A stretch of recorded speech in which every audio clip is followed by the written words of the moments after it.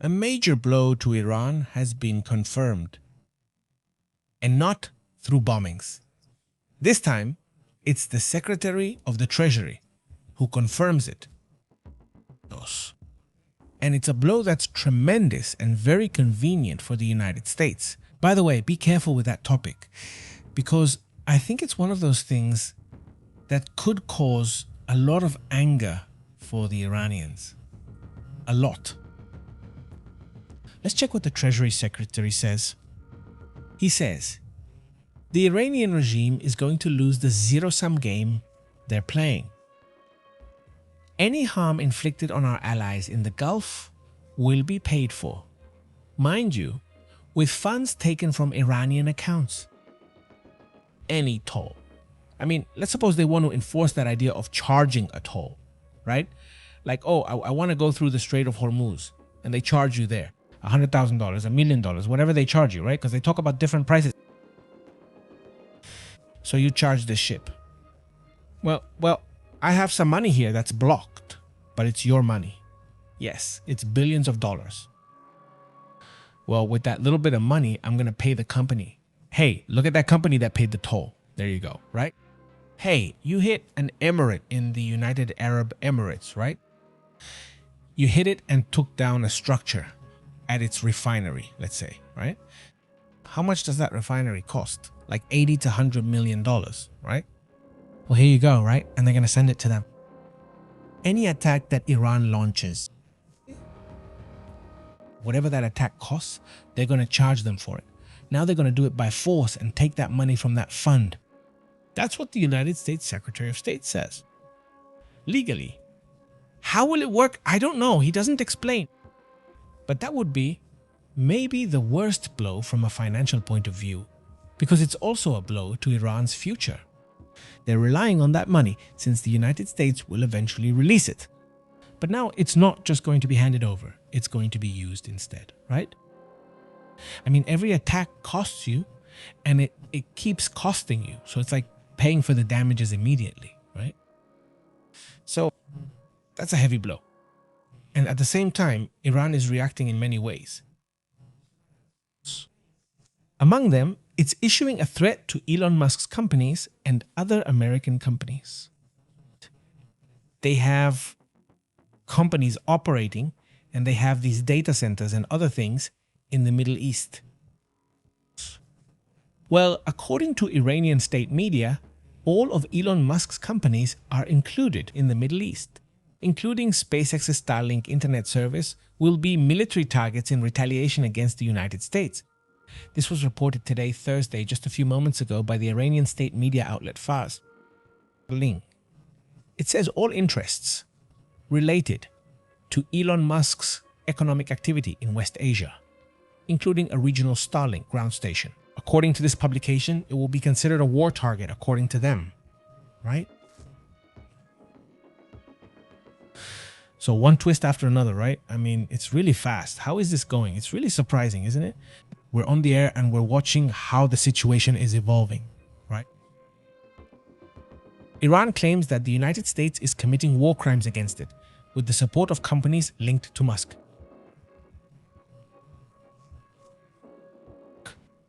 The Islamic Republic of Iran also reserves the right to attack all facilities related to properties managed by Musk. The same body had reportedly already issued a warning.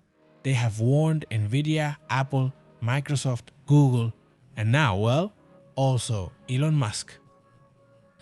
So is he trying to go after the strongest companies? And especially because, well, today Trump was saying that he's going to go after them. What are the forces over there in Iran called? A very strong attack, supposedly, right? How did the S&P 500 open today? Well, look, the S&P 500 has been down for several days, but today it's not necessarily down. In fact, the market is still kind of undecided, so we'll check back later to see how it's doing. I think it's indecision precisely because of what's happening, right? Because of all this stuff that's going on. But look, with all this conflict, what was missing was China's reaction. Because now China is a power that gets involved in many international affairs, which wasn't the case before. But now it's getting more and more involved. It's more vocal, let's say, right? And the minister himself, the spokesperson for the Minister of Foreign Affairs, has come out to say the following. China reiterates that the military route cannot resolve the disputes between the United States and Iran. And what China demands is that they return to dialogue. Return to dialogue because things involving Hormuz, Iran, the United States, and Israel will not be resolved with bombings but with dialogue. The government of China reiterates today its serious concern about the new exchange of attacks between the United States and Iran and has emphasized that the military option does not resolve disputes, that bombings do not resolve disputes. That's what the spokesperson said in a message that was honestly expected. I mean, people were expecting it, right? They took a little while, but it was done, wasn't it? In the end, the message. Let's move on to other important matters.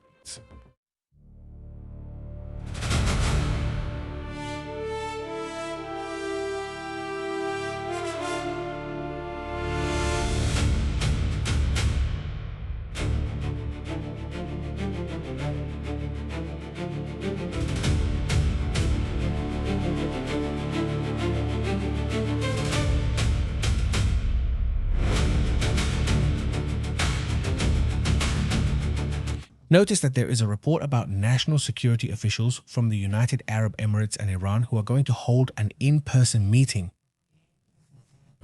This is very important. What's happening? Let's see, the United Arab Emirates. I've told you. Let's see, one of the countries most attacked by Iran. But I've also mentioned it to you. What really stands out to me that in the last few days, in these recent attacks, they've attacked Kuwait, they've attacked Bahrain. They haven't touched the United Arab Emirates. Have you all noticed that? Senior national security officials from the United Arab Emirates confirmed that they are meeting, that they are holding an in-person meeting this week for the first time since it started, since the war began. The meeting is a major shift for both countries amid these tensions and whatever else you want to call it. The fact that those countries are talking is really something unusual.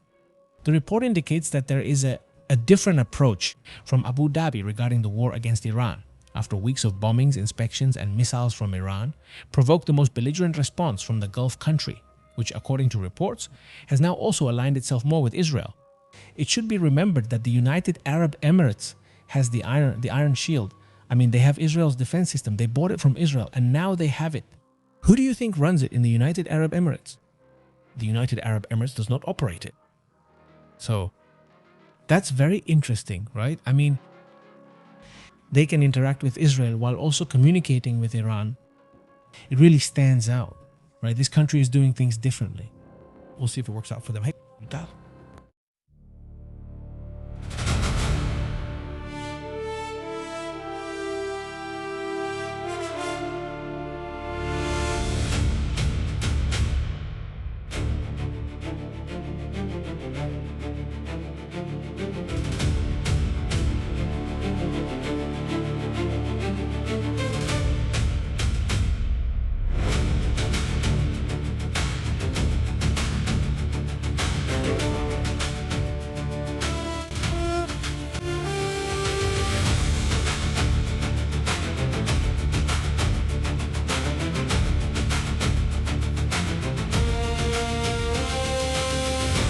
No. Not for this one. No. Yes. This phenomenon, which is expected to be very strong this year, according to reports, forms in the Pacific, according to experts. No. It will probably intensify extreme weather phenomena globally. Let's see what they say. Let's see. No. A ver, ¿qué es lo que dicen? A ver, it's not so interesting to see. Let's check out this meteorologist. That's cool and very respectable. But for me, at least for my job of informing you, it's about bringing you the best of everything, right? We do this kind of curation, so to speak, to bring you the best, the most interesting things, in this case, the best meteorological systems on the planet, right?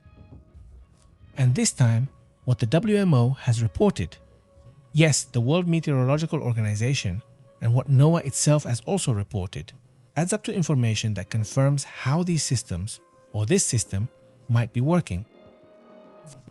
They say El Niño, This chaotic natural climate pattern has formed in the Pacific Ocean. It has warmed up, and it is expected to reach a historic intensity, according to expert groups and meteorologists cited by The Guardian this Thursday. They say this Niño has a natural warming cycle that intensifies global warming. So, existing warming becomes stronger during an El Niño event. And therefore, certain climate phenomena also intensify, right? The United States National Oceanic and Atmospheric Administration, or NOAA, has officially confirmed the existence of El Niño. And this hadn't been done before. I mean, it hadn't been confirmed that it had already started. In fact, there was even talk that maybe it would start at the end of summer, or even in the middle of autumn. I mean, it could be that, well, even today, there are still about 10 days left before summer begins. It's still spring, and it already started. This is happening much earlier than expected. There's a man named A.B. Fraser, a climatologist, or rather a female climatologist. She is from Clark University and claims that the warm, deep waters of the Pacific have caused El Niño to become active. They claim that especially in the Pacific, the situation is going to get worse quickly. The UN Secretary General himself, Antonio Guterres, also made a report a few days ago. We discussed here what he said, an urgent climate warning. Look, beyond the fear that a warning like this from the UN can suddenly generate, and everything it stirs up, I think we need to focus on practical things. What do I mean by that? We need to focus on prevention, staying informed, staying calm, and knowing that if you take preventive measures, the risk is very minimal. It's lower. What do El Niño conditions cause? If your area is already hot, it will likely get even hotter. If there's a strong weather event, it may become a bit stronger. That's what I think. I mean, regardless of whether it's El Niño or not, weather events can happen at any time, anywhere in the world, right? So it's better to be prepared and say, look, here we usually have earthquakes, or tornadoes, or storms, or droughts. Whatever happens, think about what would happen if something bigger happens, right? Or maybe it hardly ever rains here, but now they say there will be very strong storms. Well, get ready for that, right? Get ready for that and don't take unnecessary risks. Many times, many of the incidents that happen during floods, a whole lot, I dare say that most of them happen because of things that didn't need to be done at that moment. But because of being in a hurry, or I don't know what, for 1,000 reasons, people make very reckless decisions many times. And well, there are consequences, right? So I also feel that we need to pay attention to that we need to have more information campaigns, that we need to look at what the risks are from thunderstorms, floods, landslides, and so on and so forth. I mean, it's likely that in Northwest Africa, for example, they will experience drastic climate changes. So let's pay attention to what's happening there. According to Columbia University, countries with drought-stricken areas, like the Middle East, could benefit, for example. So I know it's not all bad news, right? There are countries like them, which are very dry and prone to drought. But now they will have more moisture and more rain. Just like there will be bad news, there will also be good news. It's just that those are hardly ever seen, obviously. But they're there too. Don't forget that. It's not just that bad things happen, so to speak. Because it's not so much that they're bad things. Basically, no. Sometimes it's almost impossible to prevent everything, but at least a lot of the problems would be reduced. Now, watch out for what will happen in the Pacific, especially in the Pacific, because of the increase in hurricanes, right? That's already the consensus, right? We have been able to observe what the University of Colorado says, what NOAA says, what UNAM itself says here, which also released its report stating that there would be a slight increase in the number of hurricanes on the Pacific side. I mean, in the end, it's going to be above average, right? So that's also something to consider. It's more about prevention, I insist. That's extremely important. Later, we'll talk about how that's going because there are several alerts being issued. But anyway, first, let's move on to other matters.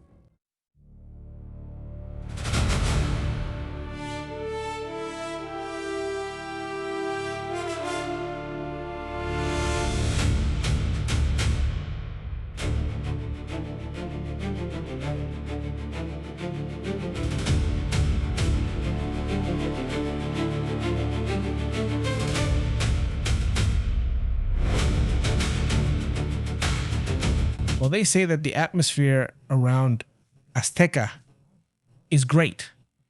They're already posting some images like this one. Let's listen to it.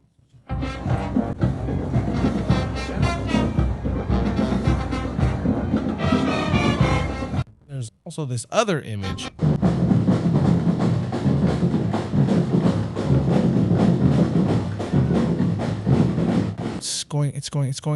It's starting. The atmosphere is warming up. Well, there's still a little while to go. But anyway, I went out a while ago and now I'm going out again for a little bit. Before the World Cup starts, I'll update you on the traffic and how things are going there. I'm curious about how the traffic is. I think the city is going to be empty, right? I imagine so. I don't know. We'll see later. But there's definitely a buzz, right?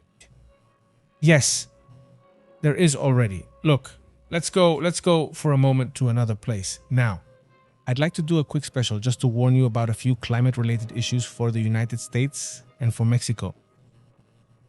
Hope you don't mind joining us, but if you're in Argentina, you might not be interested.